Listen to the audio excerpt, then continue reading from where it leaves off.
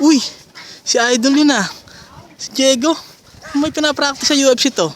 May laban naman siguro to. Lapitan nga. Idol, Uy! mukhang pa na yung practice natin ah. May laban ba tayo sa UFC? Alam mo na, pinapangalaga ating record natin. Ano ba ang mga specialty mo? Di ba may mga Muay Thai, Taijutsu, saka ano, grappling? Alam mo, Totoy, meron ako na-inventong bagong mga jiu-jitsu walang kwenta na sinabi yan. Oh? Sila St. Pierre. Ba? Bago to. Tomgutsu! Aba!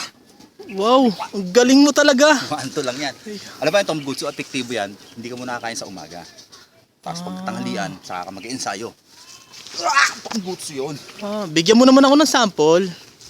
Sample? Oh, Hindi ko ba sapat yung ganito? Yung para sa mga tunay na laban. Sige. Kita mo to. Puno? Puno. Oh, to. Ba? Yan. Sa mamagitan ng Tomgutsu ko, medyo isang buwan to lang, bagsak na yan. Sige, Idol, sige.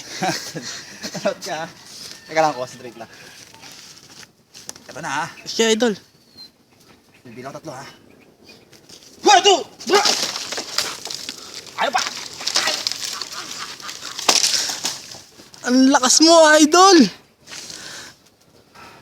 Idol, ang lakas mo. Sige, nakita mo.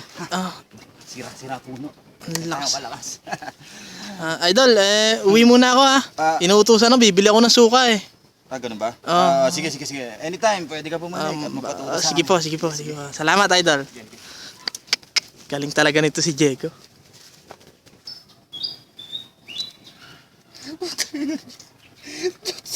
Napasubo.